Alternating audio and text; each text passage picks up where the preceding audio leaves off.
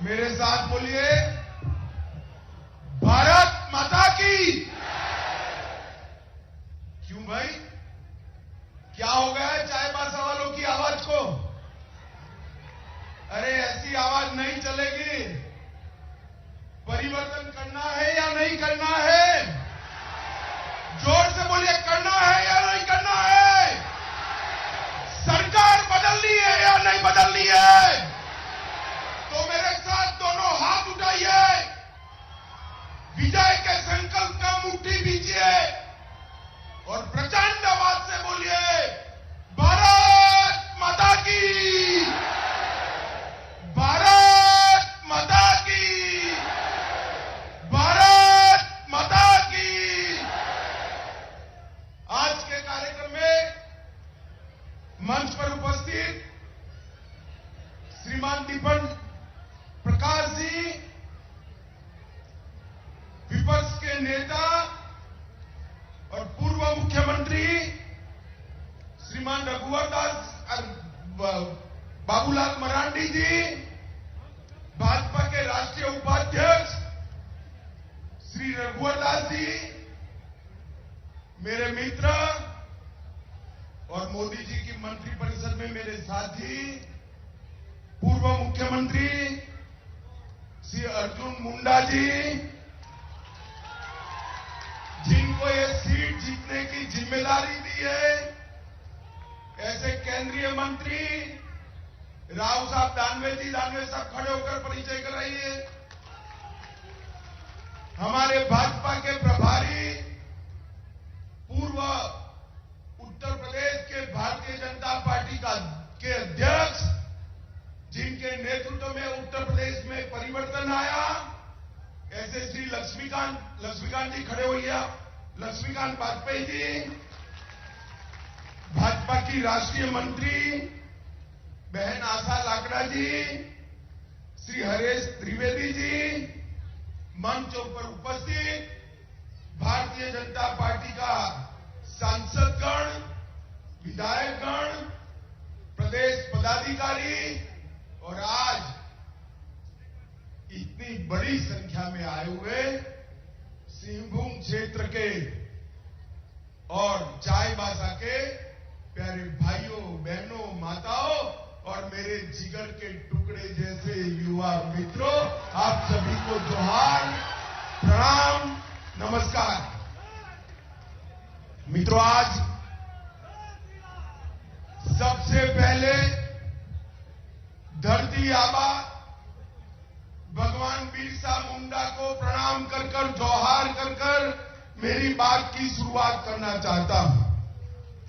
ये भूमि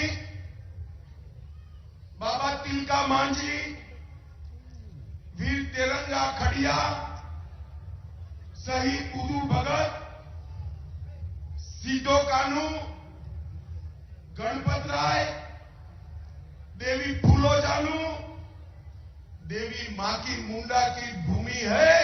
ये सभी वीर आदिवासी ट्राइबल नेताओं को, जिन्होंने अपने जान इस देश के लिए समर्पित किए, ये सभी को प्रणाम कर मेरी बात की शुरुआत करना चाहता हूं। मित्रों, कोल्हान का क्षेत्र अनेक आंदोलनों का क्षेत्र रहा है। यहां अपने अधिकार का संघर्ष, अधिकार की मांग बहुत पुरानी रही है और ये क्षेत्र हमेशा देश की आजादी के लिए भी अग्रसर रहा है।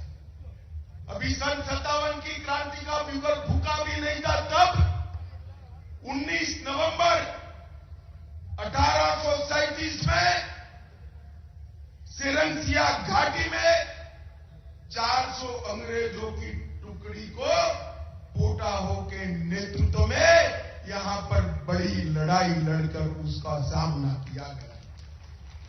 मगर बाद में जनवरी 38 में धोखे से अंग्रेजों ने पोटा हो, नारा हो, बुड़ाई हो, उनको पकड़ा और फिर फांसी पे चढ़ाया। इसके बाद बोडा हो और पडुआ हो को भी फांसी पर चढ़ाया। आज भी न केवल हो जनजाति के वीर हुतात्माओं को, न केवल कोल्हान क्षेत्र, मेरे गुजरात तक पूरा देश नमन कर उनके सम्मान के साथ उनको याद करता है। यही धरती के अंदर इतनी बड़ी समृद्धि है, इतनी खनिज संपदा पड़ी है कि पूरे भारत की गरीबी यहां से मिटाई जा सकती है। परंतु हमारे समय में पूर्ण बहुमत की एक सरकार बनी। जब अर्जुन मुंडा जी सरकार में थे तब बहुमत पूर्ण नहीं मिला। रघुवर दास जी को पूर्ण बहुमत मिला। हमारी सरकार ने इस क्षेत्र के अंदर शिक्षा, रोड, विद्युत, सब प्रकार के काम शुरू किए। मगर उसके बाद में यहां पर एक ऐसी सरकार आई जिसने झारखंड को तबाह कर रख दिया है। आज मैं पूछना चाहता हूं, अटल जी ने जिस कल्पना के साथ झारखंड को बिहार से अलग कर सालों पुरानी झारखंड की अलग राज्य की मांग को पूरा किया, क्या हेमंत सोरेन सरकार उसके कल्याण के लिए काम कर रही है? भाई जरा जोर से बोलिए, कर रही है? इस राज्य का मुख्यमंत्री तो आदिवासी है, इस राज्य का मुख्यमंत्री तो जनजाति का है, मगर ये सरकार आदिवासियों की विरोधी सरकार है। मित्रों, विरोधी सरकार। इस सरकार के समय में भ्रष्टाचार अपनी चरम सीमा पर पहुंचा है। इस सरकार के समय में बिचौलिए, दलाल और आदिवासियों के जमीन हड़पने वालों के समय आ गया है। आज मैं झारखंड के मेरे जनजातीय भाइयों को कहने आया हूं, एक घुसपैठियों से आदिवासी माता बहनों की रक्षा करने की जिम्मेदारी हेमंत सोरेन सरकार की है या नहीं है? क्या वो पूरी कर रहे हैं? अरे हेमंत भाई, कान खोलकर सुन लो, अब सब आपको जान गए हैं। अपनी वोट बैंक की राजनीति के लिए आदिवासी माता बहनों की रक्षा के साथ, उनके भविष्य के साथ जो छेड़खानी आप कर रहे हो, झारखंड का ट्राइबल आपको माफ नहीं करेगा, माफ नहीं करेगा। और उसका ट्रेलर 24 के चुनाव में ही मालूम पड़ जाएगा। मालूम पड़ेगा या नहीं पड़ेगा भाई? क्या होगा सिंहभूम में बताइए? कमल खिलेगा या नहीं खिलेगा? लक्ष्मण गिलुवा जी को आपने जिताया था। गिलुवा जी अब नहीं रहे हैं, मगर मैं आज आपके पास आया हूं कि 24 में मोदी जी को प्रधानमंत्री बनाने के लिए सिंहभूम से एक कमल लेकर दिल्ली भेज दीजिए भाई, हम इसे जिता सकते। माताओं, भाइयों, बहनों, यहां पर नौकरी के नाम पर युवाओं को धोखा दिया, शिक्षा के नाम पर नैनिहालों को धोखा दिया, खतियान नीति के नाम पर आदिवासी समाज को धोखा देने का काम किया। ये चाईबासा पूरा क्षेत्र, उसकी बंदोबस्ती 1964 में हुई है। मेरे हो जनजाति के भाई बहन कान खोलकर सुन ले, सरकार क्या कर रही है। पूरी बंदोबस्ती 1964 में हुई है। अब ये कहते हैं 1932 के खतियान के आधार पर ही नौकरी देंगे तो चायबासा वालों को नौकरी मिलेगी भाई?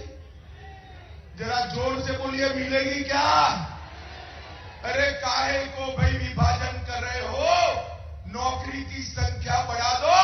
अगर दम नहीं है नौकरी की संख्या बढ़ाने का, जगह खाली कर दो। हम आकर झारखंड को आगे विकास के रास्ते पर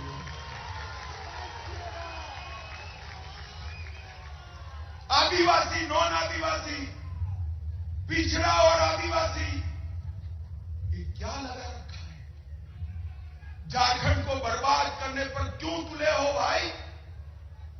झारखंड वालों ने ही वोट देकर आपको मुख्यमंत्री बनाया था और आपने मुख्यमंत्री बनने के बाद पूरी की पूरी झारखंड सरकार लुटेरों के हाथ में, दलालों के हाथ में दे दी।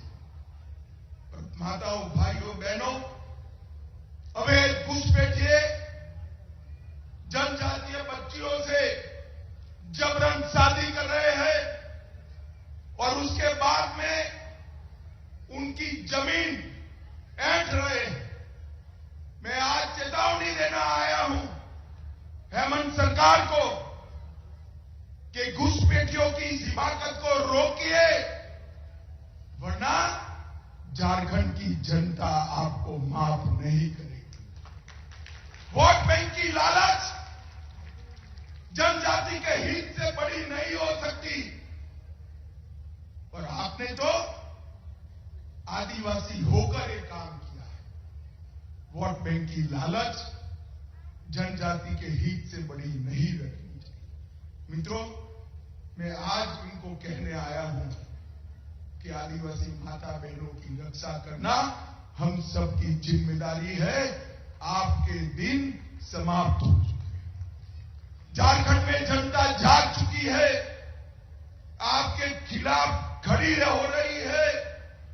मैं तो जब यहां पूछा कितनी कुर्सियां लगाई हैं, उन्होंने कहा 32,000। मैंने बोला चाईबासा में बढ़ जाएगी क्या? आज मैं कोल्हान बेल्ट के सभी भाइयों बहनों का धन्यवाद करना चाहता हूं कि भारतीय जनता पार्टी की इस रैली में आपने मंडप को छोटा कर दिया।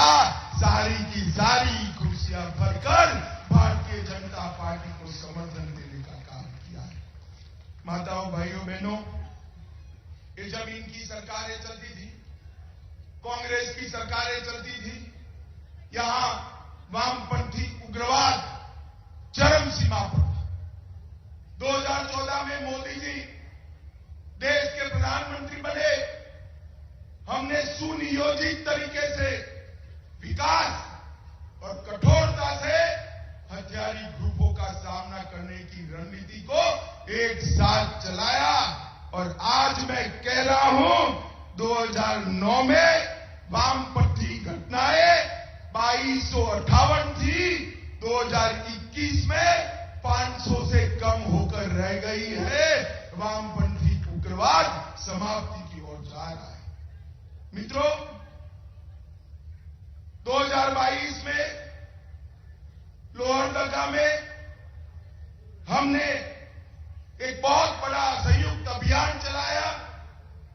इसके तहत बूढ़ा पहाड़, बिहार का चक्रबंधा, भीमबंधा, वहां के दुर्गम क्षेत्रों के अंदर सीआरपीएफ ने एक निर्णायक जीत हासिल की और उसके साथ साथ वहां स्थायी कैंप भी लगाए। Operation octopus, operation double bull और ऑपरेशन चक्रबंधा, तीनों ऑपरेशन ने वामपंथी उग्रवादियों की कमर तोड़कर रख दी। और मैं आज झारखंड के लोगों को कहना आया हूं, मोदी जी के नेतृत्व में कुछ ही समय में ये वामपंथी उग्रवाद समाप्ति की ओर जाएगा और झारखंड में विकास का एक नया रास्ता खुलेगा। माताओं, भाइयों, बहनों, भारतीय जनता पार्टी की सरकार जब जब आई, पहले अटल जी के नेतृत्व में बनी, फिर झारखंड वालों ने मोदी जी के नेतृत्व में बनाई। हमने हमेशा जनजातीय गौरव को और जनजातीय सम्मान को प्रायोरिटी दी। आजादी के 70 साल बाद भी एक भी जनजातीय व्यक्ति इस देश के राष्ट्रपति पद पर आसीन नहीं हुआ था। हमने आदिवासी घर की गरीब बहन द्रौपदी मुर्मू को राष्ट्रपति बनाकर महामहिम द्रौपदी मुर्मू बनाने का काम किया है। और मोदी जी ने द्रौपदी जी को राष्ट्रपति बनाने के लिए सिलेक्ट कर कॉलेज ने उनको चुनकर भारत के संविधान में एक नया इतिहास लगाया। हमने आदिवासी कल्याण के लिए जो बजट कांग्रेस की सरकार जनजाति योजनाओं का 21,000 करोड़ का छोड़कर गई थी, उसको बढ़ाकर 86,000 करोड़ किया है। ये अर्जुन भाई बैठे हैं यहां पर। जनजातीय क्षेत्रों में आवास के क्षेत्र में 3 गुना वृद्धि हुई है। 1,30,00,000 आदिवासी भाइयों बहनों के घर में पीने का पानी पहुंचाया है। 1,45,00,000 घरों में शौचालय बनाए गए हैं। 3 करोड़ से ज्यादा जनजातीय किसानों को मोदी जी प्रति वर्ष 6,000 रुपया डीबीटी के माध्यम से भेजते हैं। और आदिवासी एकलव्य आवासीय विद्यालय एक कांग्रेस सरकार 167 छोड़कर गई थी। आज नरेंद्र मोदी जी ने 167 से 680 तक की बढ़ोतरी आदिवासी एकलव्य विद्यालय। यही बताता है कि भारतीय जनता पार्टी का जनजातीय कल्याण के लिए कमिटमेंट है। 15 नवंबर को भगवान बिरसा मुंडा की जयंती के दिन पूरा देश अब आदिवासी जनजातीय गौरव दिन के रूप में मना रहा है।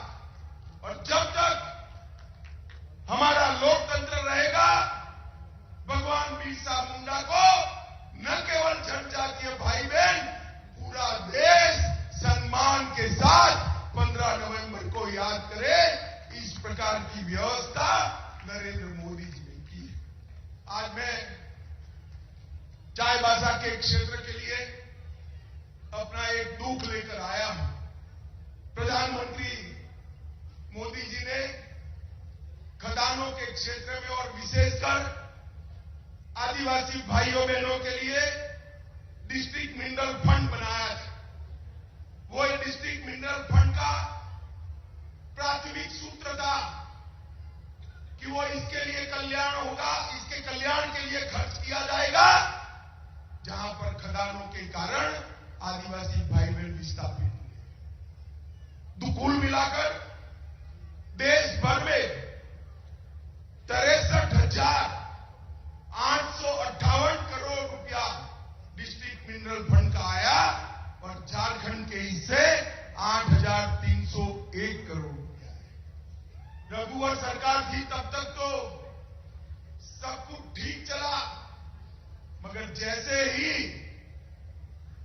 हेमंत सरकार आई, उसने डिस्ट्रिक्ट मिनरल फंड के सारे नॉर्म्स बदलकर यहां पर उन्होंने इसमें एमपी, एमएलए, डीएमएफटी फंड में मनमानी योजना बनाकर खर्च किया और वहां पर लूट खसोट करने का कार्यक्रम करा है।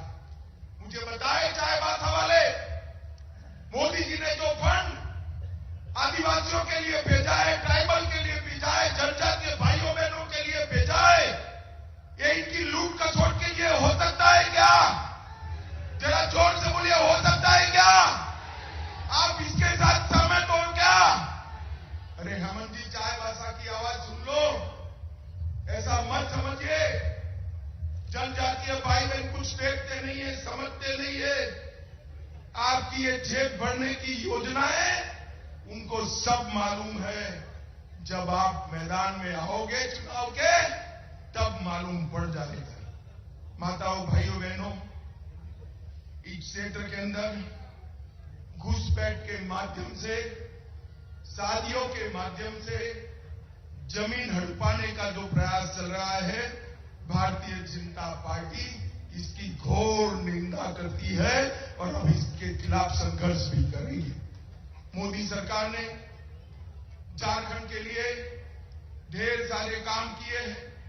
आयुष्मान भारत योजना 90 लाख से ज्यादा लाभार्थी, प्रधानमंत्री आवास योजना 14 लाख से ज्यादा लाभार्थी, किसान सम्मान 27 लाख से ज्यादा लाभार्थी, फसल बीमा योजना 44 लाख से ज्यादा लाभार्थी, उज्ज्वला योजना 33 लाख माताओं बहनों को गैस देने का काम किया, 40 लाख शौचालय देने का काम स्वच्छ भारत अभियान के तहत किया। बाबा की नगरी देवघर में एम्स का निर्माण शुरू किया। देवघर, जमशेदपुर, दुमका और बोकारो में एयरपोर्ट का निर्माण शुरू हुआ। इसके साथ साथ टाटा के दालभूमगढ़ में भी एयरपोर्ट बन रहा है। पतरातू में पावर प्लांट का निर्माण किया। रांची में कैंसर अस्पताल का निर्माण किया। हजारीबाग, पलामू और दुमका में मेडिकल कॉलेज बनाए। चाईबासा और कोडरमा में बन रहे हैं। भाई मैं तो लंबी सूची आपको बताया। हेमंत भाई, एक बार आपने क्या किया वो जरा हमारे झारखंड के लोगों को बता देना। ऐसा मत मानिए भाई कि उसने कुछ नहीं किया है। उन्होंने भ्रष्टाचार किया है। उन्होंने आदिवासी जमीन घुसपैठियों को देने का काम किया है। उन्होंने जनजातीय महिलाओं के अधिकार का रक्षण करने की जगह अपनी वोट बैंक की राजनीति करना तय किया है। माताओं, भाइयों, बहनों, आज मैं यहां आया था। चाईबासा के लोगों का मूड मैंने देखा है। मुझे पक्का भरोसा है कि 24 में सिंहभूम सीट भारतीय जनता पार्टी प्रचंड बहुमत के साथ जीती। मोदी जी ने इस देश के गरीबों का कल्याण किया। कोविड के सामने सुरक्षा दी। कोविड से जिन लोगों का नुकसान हुआ था, 2.25 साल